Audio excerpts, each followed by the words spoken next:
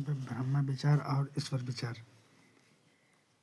जिसे Ramanuja conception am absolute of God कहा जाता है।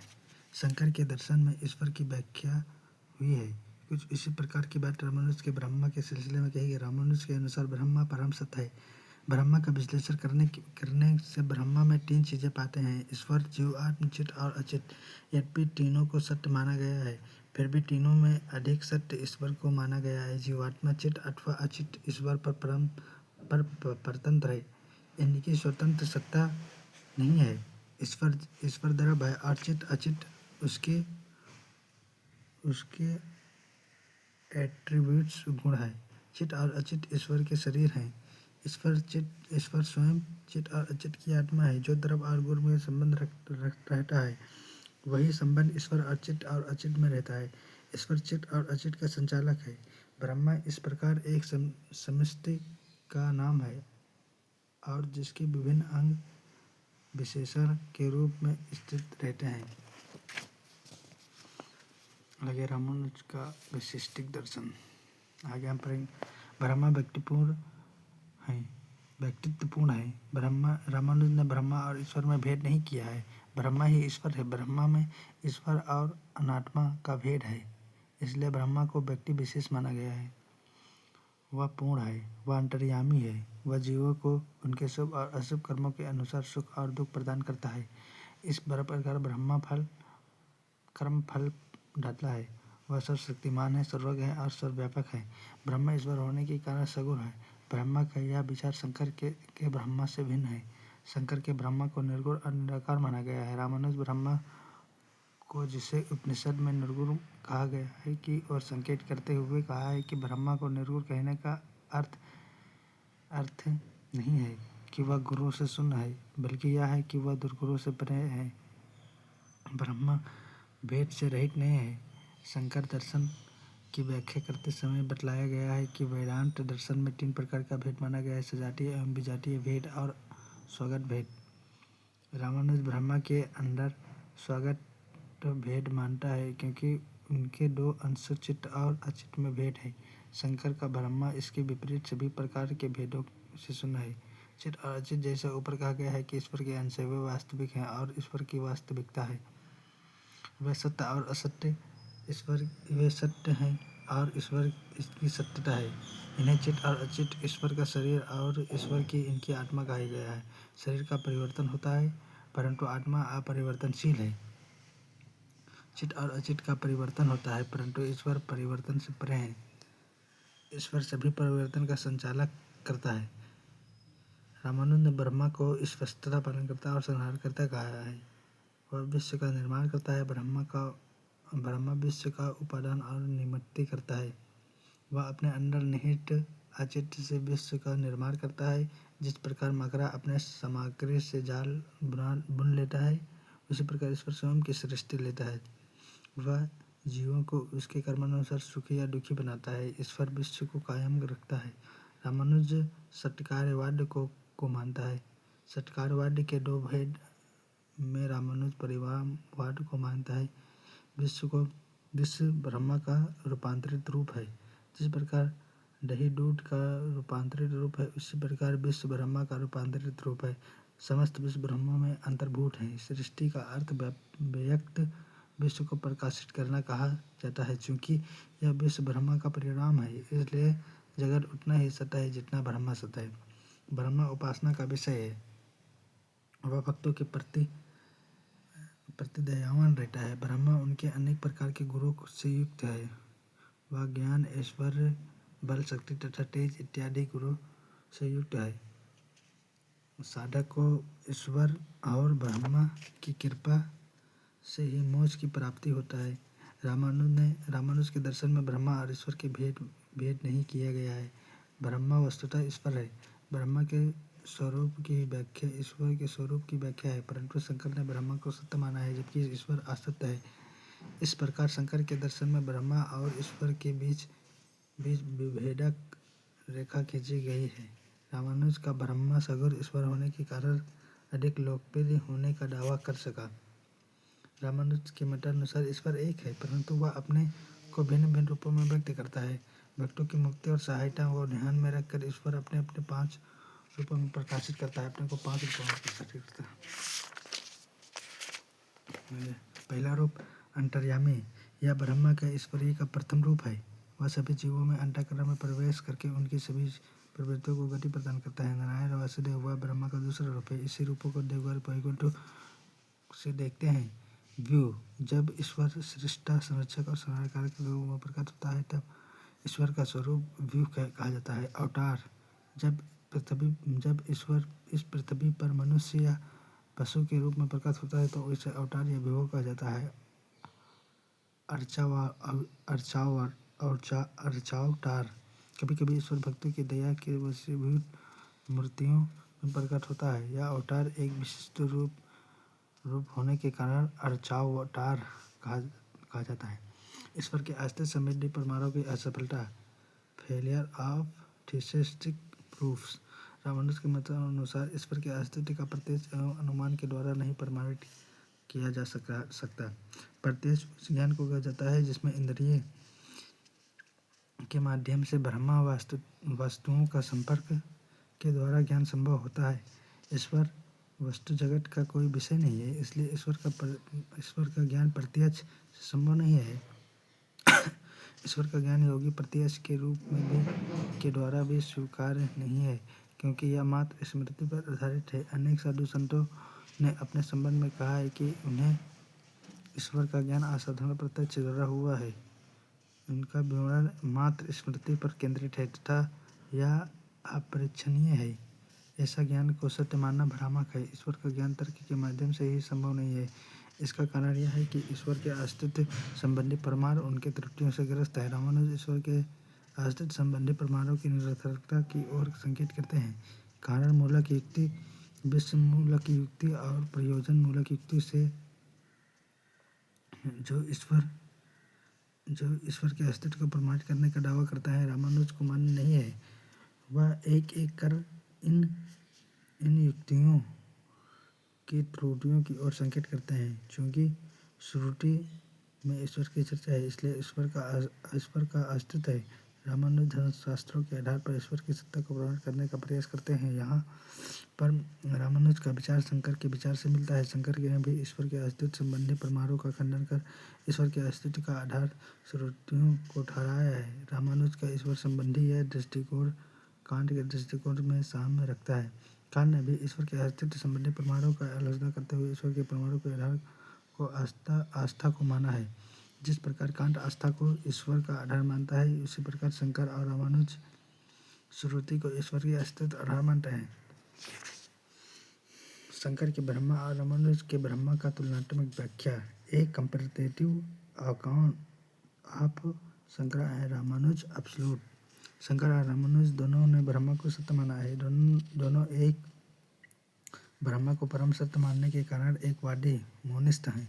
शंकर ने ब्रह्मा को अद्वैत कहा है। शंकर ने निषेधात्मक दृष्टिकोण से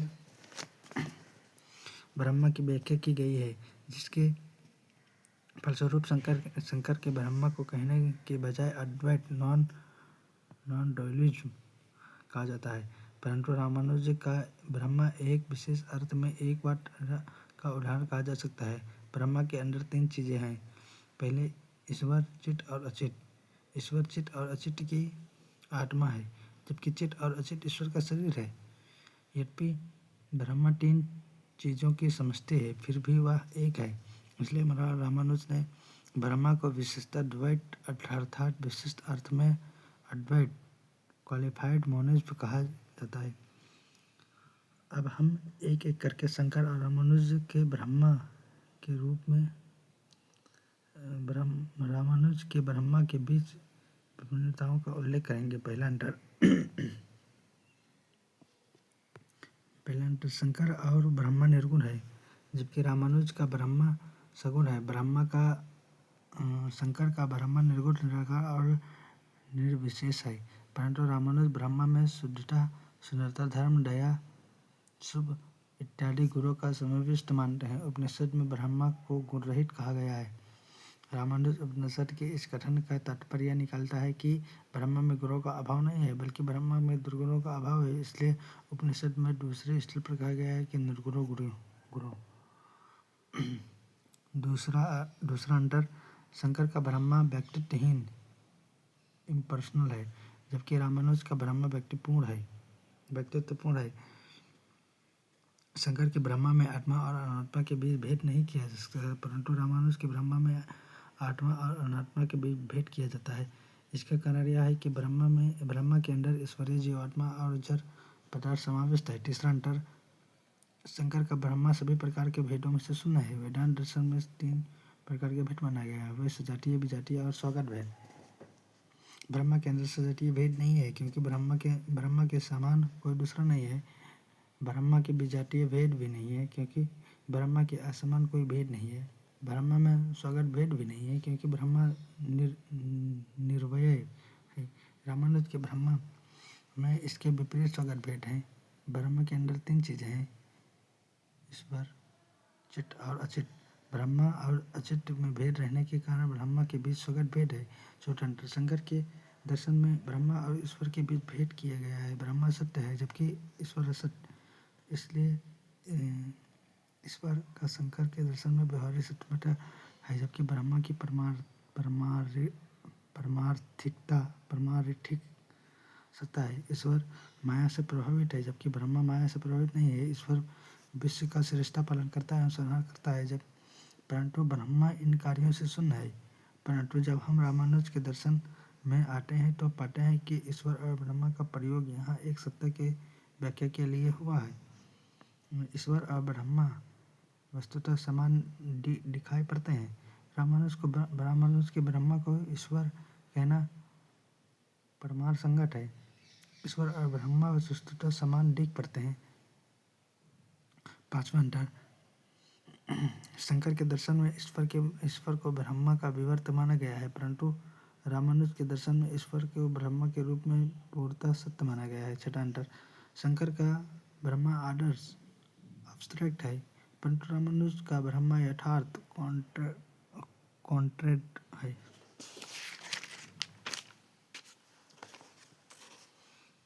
सातवां अंतर, शंकर के दर्शन में ब्रह्मा का ज्ञान पता है, वह स्वतः ब्रह्मा हो जाता है, परंतु रामानुज के मतानुसार मोक्ष की अवस्था में व्यक्ति ब्रह्मा से सादृश्य होता है, वह स्वयं ब्रह्मा नहीं हो सकता। जीवात्मा, इंडिविजुअल सेल्फ। रामानुज के दर्शन में जीवात्मा ब्रह्मा का अंग है। ब्रह्मा में 3 चीजें निहित है, चित्त, अचित और ईश्वर। ब्रह्मा के निहित चित्त भी जीवात्मा है। जीवात्मा शरीर, मन, इंद्रियों से भिन्न है। जीवात्मा शरीर पर आश्रित है। जीवात्मा शरीर का संचालक है। जीवात्मा संसार में भिन्न भिन्न विषयों का ज्ञान प्राप्त करता है, इसलिए वह ज्ञाता है। वह संसार के भिन्न भिन्न कर्मों का भाग लेता है, इसलिए वह करता है। रामानुज के जीव का संचार सांख्य जीव विचार से भिन्न है। सांख्य ने आत्मा को आकर्ता कहा है। जीव अपने कर्म का फल भोगता है, वह अपने शुभ अशुभ कर्मों के अनुसार सुख और दुख को प्राप्त करता है। जीव को कर्म करने में पूरी स्वतंत्रता है। ईश्वर जीव के कर्मों का मूल्यांकन करता है। जीव नित्य है। जीव का जन्म अविद्या के कारण है। अविद्या के कारण जीव अपने को ईश्वर से भिन्न समझने लगता है। ज्ञान और आनंद जीव का स्वाभाविक गुण है। जीव का ज्ञान नित्य है। जीव अनेक है। जीव का भेद उनके शरीर के भेद के कारण है। प्रत्येक शरीर में अलग अलग जीव व्याप्त हैं। रामानुज के अनुसार जीवात्मा चेतन द्रव्य है। चैतन्य आत्मा का गुण है, धर्म है। आत्मा चेतना में उसी प्रकार संबंधित है जिस प्रकार विशेष विशेषण से। ईश्वर और जीव में भेद है। अंग और समष्टि में जो भेद होता है वही भेद ईश्वर और जीव में है। ईश्वर शासक है, जबकि जीव शासित है। ईश्वर स्वतंत्र है, जबकि जीव ईश्वर पर आश्रित है। जीव आश्रित है। ईश्वर पूर्ण और अनंत है, जबकि जीव अपूर्ण और अरोह है। जीव ईश्वर का विशेषण है। जीव ईश्वर के शरीर है, जबकि वह शरीर की आत्मा है। इस विभिन्नताओं के बावजूद क्षमता यह है कि जीव और ईश्वर दोनों स्वयं प्रकाश, नित्य और कर्ता हैं। जहाँ तक जीव और ईश्वर के संबंध का प्रश्न है, यह प्रासंगिक यह कहना प्रासंगिक जान पड़ता है कि रामानुज ईश्वर और जीव के बीच भेद और अभेद भेदाभेद संबंधों को स्वीकार नहीं करते हैं। रामानुज के इन तीनों संबंधों का निषेध किया है। शुद्ध भेद और अशुद्ध भेद कल्पना मात्र है, क्योंकि भेद और अभेद के साथ साथ विद्यमान रहते हैं, जिन्हें पृथक नहीं किया जा सकता। रामानुज की विशेषता द्वैत के समर्थक होने के नाते भेदाभेद का खंडन किया गया है। भेदाभेद के अनुसार भेद और अभेद दोनों पृथक पृथक सत्य हैं।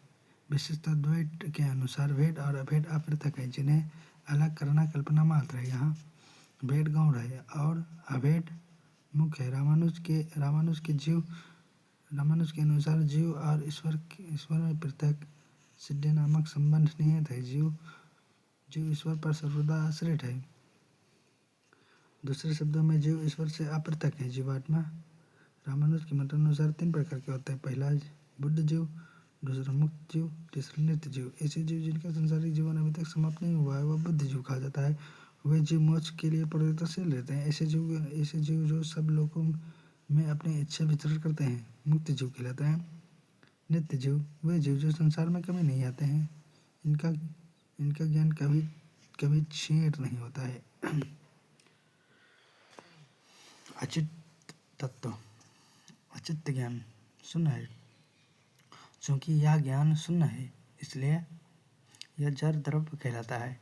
जड़ तत्व ज्ञान से इस अर्थ से भिन्न है कि वह ज्ञान की तरह न स्वयं को प्रकाशित करता है, न अन्य विषयों को ही प्रकाशित कर पाता है। अचित्त में विकार ईश्वर में संकल्प और चेतन द्रव्य के संयोग से संभव होता है, परंतु इससे अचित्त को विकार को शून्य मानना भ्रामक होगा। विकार अचित्त में निहित है, क्योंकि विकार अचित्त का कार्य है। जड़ को अचित्त तत्व कहा गया है। ये भी ब्रह्म के अंश है। इनका अनुभव होता है।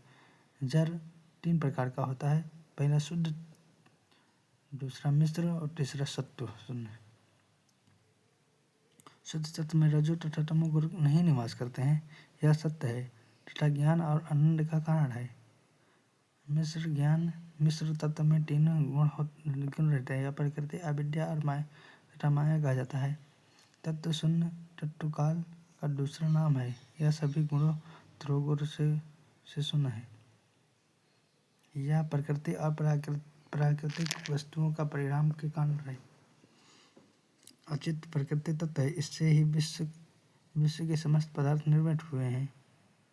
प्रकृति का निर्माण सत्व, रजस और तमस से हुआ है। प्रकृति बुद्ध जीवों के ज्ञान प्राप्ति से बाधक प्रतीत होता है और उससे अज्ञान पैदा होता है। रामानुज का प्रकृति विषयक विचार सांख्य की प्रकृति से अनेक बिंदुओं पर पृथक दिखता है।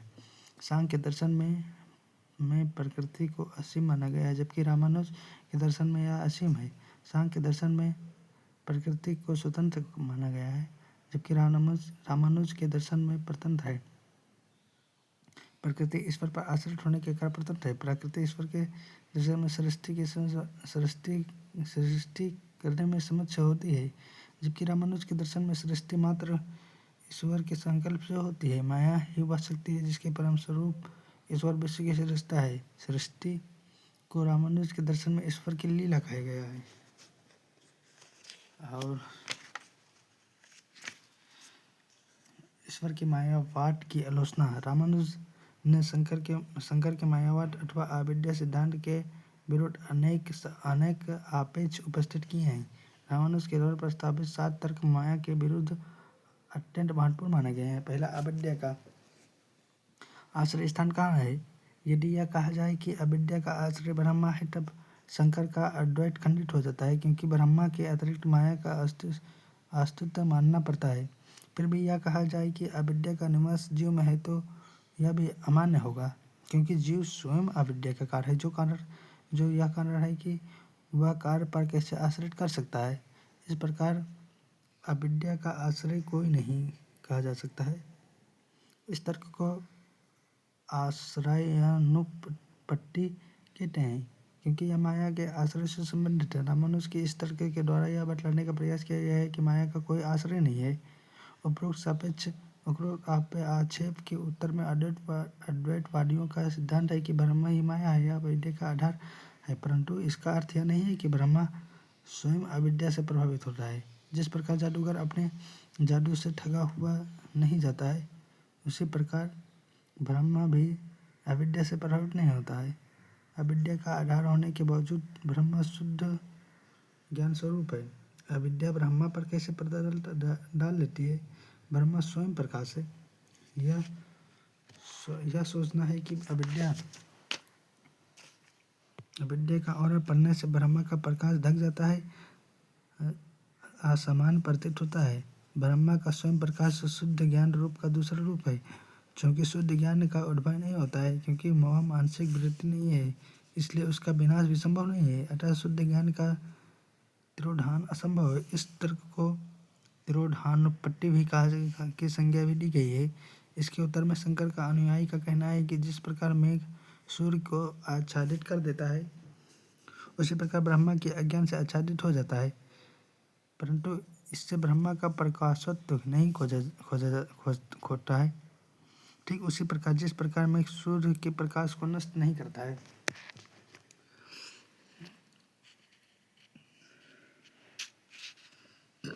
अविद्या का स्वरूप क्या है?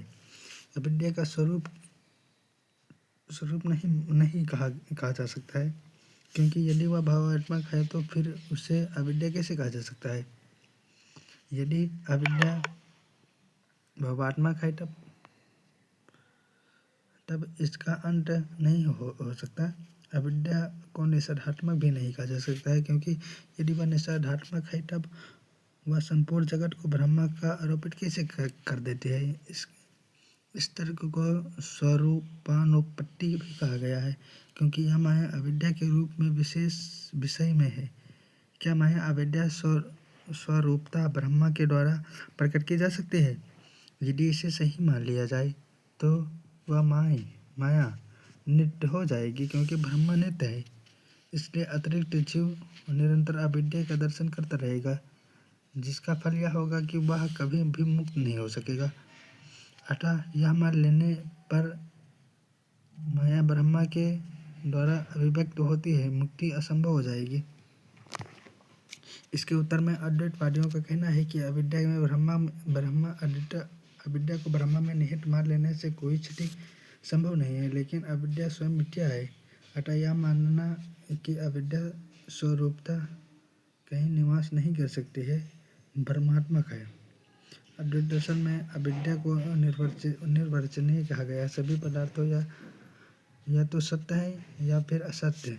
इन दो कसौटियों के अतिरिक्त निर्वचनीय की अलग एक कोटि बनाना विरोधात्मक प्रतीत होता है। इस तर्क को अनिर्वचनीय उत्पत्ति कहते हैं। इस उत्तर में शंकर के अनुयायियों का कहना है कि अविद्या को सत्य और असत्य की कोटियों में विलक्षण संबंध ठीक नहीं है। इसे असत्य नहीं कहा जा सकता है, क्योंकि इसकी प्रतीति होती है। इसे सत्य भी नहीं कहा जा सकता, क्योंकि सत्य से ब्रह्म है। अतः माया और अविद्या को अनिर्वचनीय कहना प्रमाण संगत है। अविद्या का प्रमाण क्या है? अविद्या का तर्क है ज्ञान का अभाव। इसे भावात्मक रूप से कैसे जाना जा सकता है? अविद्या को प्रत्यक्ष अनुमान और शब्द से जानना असंभव है। इस तर्क को प्रमाणानुपत्ति कहते हैं। इसके उत्तर में शंकर के अनुयायियों का कहना है कि अविद्या कोई वस्तु नहीं है, वह भाव भी नहीं है, बल्कि भाव रूप है। अतः यह प्रश्न उठाना है कि अविद्या का ज्ञान किस प्रकार प्रमाण से होता है, युक्ति संगत नहीं है। ज्ञान से विद्या का नाश नहीं होता है। अद्वैत दर्शन में कहा गया है कि ब्रह्मा के ज्ञान हो जाने से अविद्या का नाश हो जाता है। ब्रह्मा को निर्गुण और निर्विशेष है का ज्ञान पाना असंभव है। ज्ञान के लिए भेद निषाद आवश्यक है। अभेद का ज्ञान स्वयं मिथ्या है। अतः यह कैसे अविद्या का अंत कर सकता है? इसके उत्तर में शंकर के अनुयायियों का कहना है कि यह कथन कि निर्गुण निर्विशेष का ब्रह्म का ज्ञान असंभव है, भ्रांति मूलक है। निर्गुण ब्रह्म ज्योति स्वरूप है। इसके ज्ञान के लिए ज्ञाता की उपेक्षा नहीं है, केवल अज्ञान जो ज्ञान का अवरोध करता है, ज्ञान निवारण से वह प्रकाशित हो जाता है। अविद्या का भाव का रूप कहा गया है, जो भाव रूप उसका नाश नहीं हो सकता है।